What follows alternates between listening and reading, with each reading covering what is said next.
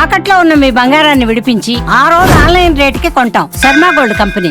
నమస్కారం, సుమన్ టీవీకి స్వాగతం.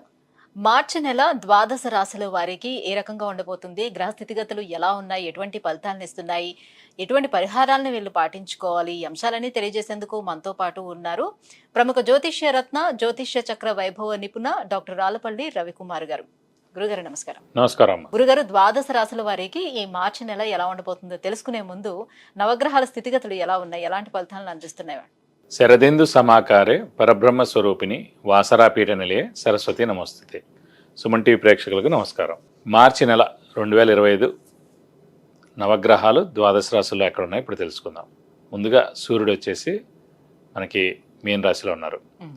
అలాగే కుజుడు మనకి మిథున్ రాశిలో ఉన్నారు. అలాగే రాహు వచ్చి మనకి మీన రాశిలో ఉన్నారు. గురువు మనకి వృషభ రాశిలో ఉన్నారు. శని స్వస్థానమైన కుంభరాశిలో ఉన్నారు. బుధుడు నీచ స్థానమైన మీన రాశిలో ఉన్నారు. కేతు కన్యా రాశిలో ఉన్నారు. శుక్రుడు మటుకు మీన రాశిలో ఉచ్చస్థానంలో ఉన్నాడు. కాబట్టి ఒకటి స్వస్థానం శని, శుక్రుడేమో మనకి ఉచ్చస్థానంలో ఉన్నాడు మీనంలో. అలాగే నీచ స్థానమైన మీనంలోనే బుధుడు కూడా ఉన్నాడు అన్నమాట. ఇవి నవగ్రహాలు ద్వాదశ రాశుల్లో మార్చి నెల అంతా ఈ స్థానాల్లో ఉంటాయి. గురుగారు, ఈ మార్చి నెలలో తులారాశి వారికి ఎలా ఉండబోతుంది, ఏ గ్రహాలు వీళ్ళకి అనుకూలంగా ఉన్నాయి, గ్రహ స్థితిగతులు ఎలా ఉన్నాయి? తప్పకుండా అండి. తులారాశి అనగానే మనకి చిత్త 3-4 పాదాలు, స్వాతి 1-2-3-4 పాదాలు, విశాఖ 1-2-3 పాదాలు, ఈ సమూహం అంతా మనకి తులారాశిలోకి వస్తుంది. ఈ రాశి వారికి యోగదాయకంగా ఉందని చెప్పుకోవాలి.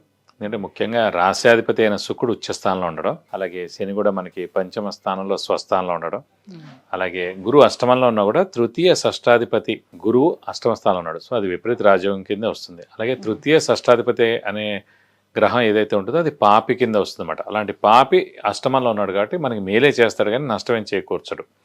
కాబట్టి అష్టమంలో ఉన్న గురువు హెల్ప్ చేస్తాడు, ప్రాబ్లం ఉండదు. అలాగే ముఖ్యంగా చెప్పాలంటే ఈ శని మనకి పంచమ స్థానంలో ఉన్నందుకు ఆరోగ్యరీత్యా, ఆయుష్ రీత్యా చాలా బాగుంది. అలాగే ఉద్యోగ రీత్యా, ప్రొఫెషన్ రీత్యా ఖచ్చితంగా చాలా బాగుంది. ఎవరైతే నిరుద్యోగులు ఉన్నారో వాళ్ళందరికీ ఇది సరైన సమయం అనమాట. ఉద్యోగం సంపాదించుకోవడానికి, అలాగే ప్రమోషన్ రావడానికి ఖచ్చితంగా ఉద్యోగస్తులకి మంచి మెరుగైన సమయం అని చెప్పుకోవచ్చు. అలాగే ఆరోగ్యపరంగా కూడా ఇంట్లో పెద్దవాళ్ళు, చిన్నపిల్లల ఆరోగ్యం కూడా చాలా బాగుంటుంది. శని ఆరోగ్యకారకుడు, ఆయుష్ కారకుడు కూడా. శని ఆయుష్ను కూడా ఇస్తాడు కాబట్టి తులారాశి వారికి ఆయుష్ కూడా పరిపూర్ణంగా ఉందని చెప్పుకోవచ్చు. ఇంకొక 2 నెలల్లో ఎలాగో భాగ్యస్థానంలోకి గురువు ప్రవేశిస్తాడు కాబట్టి భాగ్యం, దశమం, లాభం. సో 3 సంవత్సరాలు ఎలాగో గోల్డెన్ పీరియడ్ అని చెప్పుకోవచ్చు తులారాశి వాళ్ళకి మే వచ్చిందంటే. కాబట్టి ఏదైనా సరే ఈ 2 నెలలు కొంచెం మిశ్రమంగా ఉందని చెప్పుకోవచ్చు, కానీ యోగదాయకంగానే ఉంటుందని ఖచ్చితంగా చెప్పుకోవచ్చు. సో ఓవరాల్గా చూసుకుంటే వీళ్ళకి అదృష్టం అనేది ఎలా ఉంది అంటే యాక్చువల్గా అంటే తులారాశికి యోగకారకుడు, అదృష్టకారకుడు, లక్ ఫేవర్ చేసే గ్రహం శని అండి. అలాగే వృషభ రాశి కూడా అంతే. తులారాశికి అయితే చతుర్థ పంచమాధిపతి శని అయ్యాడు, వృషభ రాశికి అయితే భాగ్య దశమాధిపతి అనమాట. సో ఈ 2 రాశులు లేదంటే ఈ 2 లగ్నాలకే యోగకారకుడు శని అవుతాడు.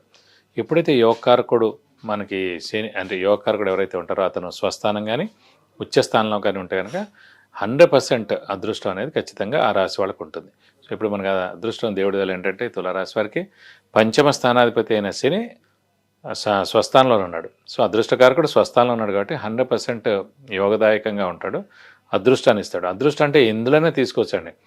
అది చదువులో తీసుకోవచ్చు, ఉద్యోగంలో తీసుకోవచ్చు, గృహం వాహనంలో తీసుకోవచ్చు, అలాగే మనకి ప్రమోషన్ రీత్యా తీసుకోవచ్చు, అలాగే ఫారెన్ టూర్ విజిట్స్, అసైన్మెంట్స్, అలా ఏదైనా సరే అదృష్టం అనేది ఎలాగైనా వరించవచ్చు అన్నమాట. కాబట్టి అదృష్టం పరిపూర్ణంగా ఉందని చెప్పుకోవచ్చు. కాబట్టి వీళ్ళకి అత్యద్భుతంగా ఉంటుందని చెప్పుకోవచ్చు. మళ్ళీ ఈ మార్చి 30 నుంచి మనకి శని 6వ స్థానంలో కూడా వెళ్తాడు. 3, 6, 11 స్థానాలు యోగదాయకం అనమాట శనికి. సో ఇక్కడ సో మనకి ఇంకా 100 ఉంటుంది తులారాశికి. సో అటు గురువు 100 ఉంటాడు, శని 100 ఉంటాడు, రాహుకేతులు కూడా 100 ఉంటారు అన్నమాట. సో రాబోయే రోజుల్లో తులారాశి వారికి 3 సంవత్సరాలు గోల్డెన్ పీరియడ్ అని చెప్పుకోవచ్చు. కాబట్టి అత్యద్భుతంగా ఉంటుందని చెప్పుకోవాలి. ఏదైనా సరే 1-2 మంత్స్ కొంచెం మిశ్రమంగా ఉండొచ్చేమో కానీ ఈ నెల వరకు చూసుకున్నట్లయితే విద్యార్థులకి ఎలా ఉంటుంది? ఎందుకంటే ఎగ్జామ్స్ కూడా స్టార్ట్ అవుతున్నాయి కాబట్టి వాళ్ళకి కూడా. విద్యార్థులకి ఇంకా సువర్ణావకాశం ఎందుకు చెప్పుకోవాలంటే అష్టమంలో గురువు ఉండండి. ఎవరికైతే జాతకరీత్యా లగ్నం నుంచి అష్టమ స్థానంలో గురువు ఉంటారో వాళ్ళు తల్లిదండ్రులకు దూరంగా ఉండి చదువుకోవడం అవి చేస్తుంటారు. తల్లిదండ్రులకు దూరంగా ఉండి ఎవరు చదువుకుంటారు? ఉన్నత ర్యాంక్ రావడం, బెస్ట్ కాలేజ్ వస్తేనే వాళ్ళు దూరంగా ఉండి చదువుకుంటారు. అది ఫారెన్ అవ్వచ్చు, ఇక్కడైనా సరే వేరే స్టేట్లో మంచి యూనివర్సిటీలో అయినా రావచ్చు. కాబట్టి విద్యార్థులకు మటుకు సువర్ణావకాశం చెప్పుకోవచ్చు. వారు ఖచ్చితంగా పోటీ పరీక్షల్లో పాస్ అవుతారు. అలాగే మెయిన్ ఈ సెట్స్ ఏవైతే ఉన్నాయో ఇవన్నీ రాస్తే కనుక ఖచ్చితంగా మంచి ర్యాంక్ సాధిస్తారు. మంచి కాలేజ్లో వాళ్ళు ఖచ్చితంగా సీట్ వస్తుంది. ఫారెన్ కూడా అవ్వచ్చు, ఎంఎస్ కానివ్వండి ఇవన్నీ కానీ. అలా ఇక్కడైనా కూడా ఖచ్చితంగా వేరే స్టేట్లో కానీ వేరే ఊళ్ళో కానీ కూడా వచ్చేందుకు అవకాశం ఉంది. కాబట్టి విద్యార్థులకి చాలా యోగదాయకంగా ఉంటుందని చెప్పుకోవచ్చు. ఇంకా ఎలాంటి రెమెడీస్ పాటించుకోవాల్సిన అవసరం ఉంటుంది వీళ్ళు? ఈ రాశి వారికి అంటే ఇక ప్రస్తుతానికి ఈ శనే మనకి ఇంకా పంచమ స్థానంలో ఉన్నా కూడా వీలైతే ఇంకా దీన్ని బలపరచడం కోసం ప్రతి శనివారం ఉపవాసం ఉంటే చాలా మంచిది. ఈ 4 వారాలు ఉంటే కనుక చాలా యోగదాయకంగా ఉంటుంది. అలాగే ఆంజనేయ స్వామిని ఎక్కువగా ఆరాధించాలి. మామూలుగా సాధారణంగా మీరు చూసుకుంటే తులారాశి కానీ తులలగ్నం వారు కానీ ఆంజనేయ స్వామిని ఎక్కువగా ఆరాధిస్తారు. ఆంజనేయ స్వామిని ఎక్కువగా పట్టుకుంటే ఈ తులారాశి వారు వాళ్ళకి చాలా యోగదాయకంగా ఉంటుంది. కాబట్టి ప్రతి శనివారం లేదంటే మంగళవారం ఆంజనేయ స్వామి టెంపుల్కి వెళ్ళి 40 ప్రదక్షిణాలు చేయడం, సింధూర పూజ, మన తామలపాకుల పూజ, వడమాల సమర్పించడం ఇలాంటివి చేస్తే మంచిది. అలాగే వీలైతే ప్రతిరోజు ఆంజనేయ స్వామి అష్టోత్తరం చదువుకుంటే కూడా ఇంకా చాలా బాగుండి మీకు అన్ని విధాలా మంచి చేకూరుతుంది. విద్య, ఉద్యోగం, వివాహం, వాహనం, ఆరోగ్యం, ఐశ్వర్యం వీటన్నిటి గురించి తెలుసుకోవాలంటే కింద స్క్రోల్ అవుతున్నటువంటి నెంబర్లకి కాల్ చేసి గురుగారి అపాయింట్మెంట్ పొందవచ్చు. గురుగారు, ఈ మార్చి నెలలోని తులారాశి వారికి ఎలా ఉండబోతుంది, ఏ గ్రహాలు వీళ్ళకి అనుకూలిస్తున్నాయి, ఇంకా ఎలాంటి పరిహారాలను పాటించుకోవాలి, ఈ విషయాలన్నీ కూడా తెలియజేసినందుకు ధన్యవాదాలండి. నమస్కారం.